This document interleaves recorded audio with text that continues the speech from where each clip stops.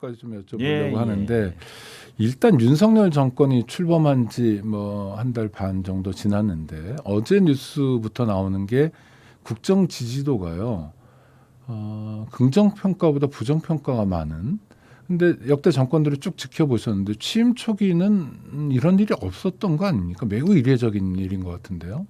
굉장히 이례적인 네. 얘기입니다. 왜 그렇죠? 제 경험도 있고 네. 우리 근세 정치사를 보면은 인수위원회 때가 가장 강력한 권력을 장악하고 네, 그렇죠. 책임은 네, 없습니다. 네, 네. 귀침 소리만 나와도 언론에서는 기사를 쓰죠. 좋은 네. 기사로 네, 쓰고 네. 국민은 박수를 보내니까 대개 보면은 80% 이상 지지를 받는데 윤석열 대통령은 인수위원회 때 42%에서 52%를 받더라고요. 네. 굉장히 이례적이었는데 바이든 대통령 취임 등 방문 등 이런 네. 정상회담 후에 54%까지 올라가더니 다시 50% 미만 네, 뭐 40%, 떨어져 가지고 40%도 어제 계속 그제 보니까 떨어지더라고요. 네. 이제 부정적 평가가 비록 0.3% 포인트 차이지만 틀려졌더라고요. 네. 이건 굉장히 이례적인데 저는 윤석열 대통령에게 감히 성공할 수 있는 길은 제가 건의를 드리겠다 네네. 해서 제가 지난 10일부터 방송 인터뷰를 또 신문 인터뷰를 응했는데요. 네 가지를 건의했습니다. 네. 첫째는 인사를 그렇게 하시면 안 된다. 그러니까 어떤 검사 검찰 위주의- 공화국? 네, 네. 그래도 분단국가 동서 갈등의 가장 큰 대한민국의 사회 문제이기 때문에 역대 대통령들이 이것을 해소하기 위해서 지역도 배려하고 성별도 배려했는데 실력 위주로 인사를 하니까 완전히 호남은 고립되고 특히 광주 전남은 아니요, 박 한 사람도 없지 않느냐. 근데 능력 위주, 실력 위주라는 건 대통령의 말일 뿐이고 실제로 능력 위주, 실력 위주로 해서 검사들만 중요한 건 아니잖아요. 그렇죠. 네네, 말이 그랬다는 네, 거죠. 아니 그렇게 나와서 네네. 인사를 좀 균형 네. 조화롭게 하셨으면 좋겠다라고 두 번째로 제가 건의한 것은 네. 소위 도어 스태핑. 네. 아침에 출근하시면서 좀 불안하죠. 네. 대통령실 앞에서 기자들에게 얘기하는 것은 굉장히 신선하고 네. 좋지만은 이 신선함 뒤에는 반드시 사고가 나온다. 미국 대통령도 매일 하는 게 아니고요. 네. 또 10다운인가를 나서면서 영국 총리도 매일 안 해요. 어떤 이슈가 있을 때 대통령의 말씀, 대통령의 언어는 정제되고 맞습니다. 참모들의 검토를 거쳐서 나오는 거니까 바이든 대통령도 존슨 총리도 그렇게 때때로 한 번씩 하는 거지 매일 아침 하는 게 아니다. 근데 지금 이걸 좀- 대통령은 메모 한 장 없이 하는 거 아닙니까? 이게 그러니까 계속 실수 나오잖아요. 네네. 예. 5년간 바보지 됐다. 원장 가지고 그랬죠. 네. 대통령 처음 해보다. 네. 이런 건 아니죠. 누구나 다 처음 하는 건데. 그렇죠. 네. 제가 그래서 그랬어요. 두 번, 세 번 하면 박정희 전두환이죠. 네, 그렇죠. 독재국가 되는 네. 거지. 그래서 좀 했으면 좋겠다. 세 번째로 김건희 여사 네. 제2부속실을 만들어서 공적 관리를 하게 해라. 그런데 한덕수 총리의 말씀에 의거하면은 윤석열 대통령이 고집이 세서 안 한다는 거 아니에요. 그렇습니까? 대통령을 고집으로 하면 안 됩니다. 그렇죠. 모두가 여당에서도 염려하잖아요. 그렇게 건의하는 거잖아요. 심지어 네. 국민의힘 상임고문단도 염려를 했는데 안 하더라고요. 마지막으로 저는 가장 중요한 것이 네. 용서를 통해서 국민 통합으로 가야 된다.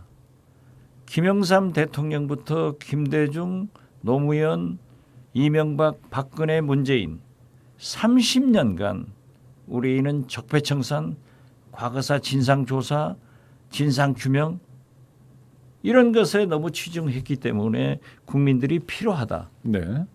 그래서 김대중, 만델라 대통령처럼 용서를 통해서 국민 통합의 정치로 가야 된다. 그리고 지금 세계가 경제 전쟁입니다. 그렇죠. 우리 국민들은 물가 전쟁입니다. 그런데 사정을 하면은 박수는 받을 수 있을 거예요. 지지층을 결집하고요. 그렇죠. 네. 그렇지만은 김영삼 대통령이 사정 1년 하면서 90% 이상 지지를 받았지만은 경제가 폭망해서 IMF가 왔지 않냐. 네. 그래서 저는 윤석열 대통령만은 사정을 제일 잘할 검찰총장 출신 대통령이시지만은 그것은 하더라도 죄가 있으면 처벌받아야죠. 물론요. 가볍고 간단하고 신속하게 하고 경제 미래로 가자. 누리호도 지금 우주로 가고 미래로 가고 있는데 네.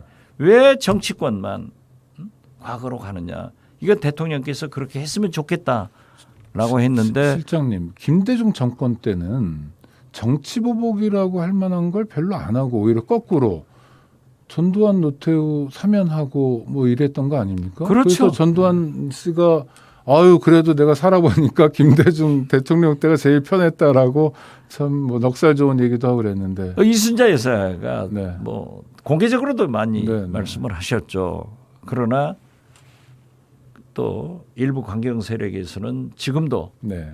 어떻게 용서를 하느냐 이런 얘기를 하지만은 그때 결국 나온 게 진실화의 정신이었죠. 그렇죠. 네, 진실을 결국 밝히고 네. 용서를 통해서 국민 통합으로 갔기 때문에 IMF 외환 위기를 세계에서 최초로 빨리 극복할 수 있었고 또 IT 강국으로 문화 강국으로 갈 수 있는 기틀을 만들었지 않느냐. 네. 그래서 저는 진짜 이제 30년간 너무 피곤해요.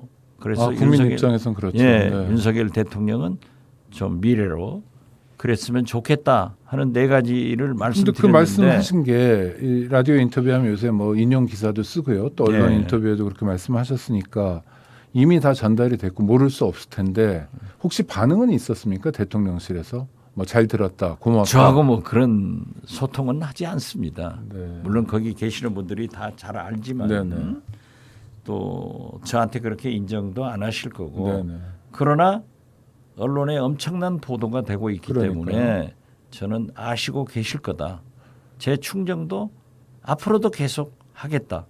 그런 말씀을 그런데 드립니다. 저는 실장님 말씀하신 네 가지가 다 맞다고 생각하는데 김건희 여사도 뭐 다른 의미가 아니라 공적인 관리는 필요하다. 아, 대선 그렇죠. 때 아무리 네. 뭐 부속실 폐지한다고 하더라도 대통령 부인이라는 자리는 굉장히 중요한 자리니까 특히 나토 정상회담에 같이 가고 그러면 정말 이건 공적 관리를 해야 되죠. 그런데 욕심이 아니 고집이 세다.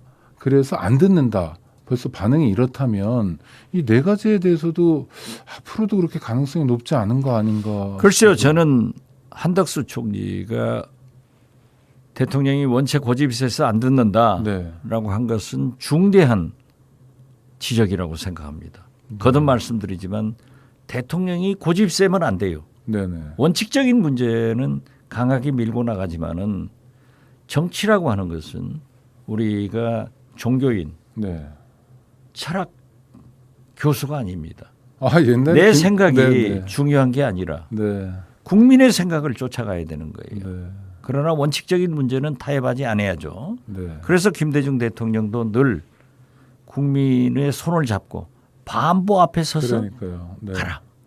만약에 국민이 이해를 못하면 서서 기다리고 설득을 해라. 네. 그러나 원칙적인 문제는 끝까지 투쟁을 해야 된다라고 하셨는데 저는 뭐 이제 2달도 못 됐으니까 곧 윤석열 대통령이 제자리로 잘 돌아오시도록 언론에서나 또 원로들이 우리 종교계에서도 또 저 같은 사람도 자꾸 말씀을 해주는 게 좋다 이런 생각을 갖습니다. 네.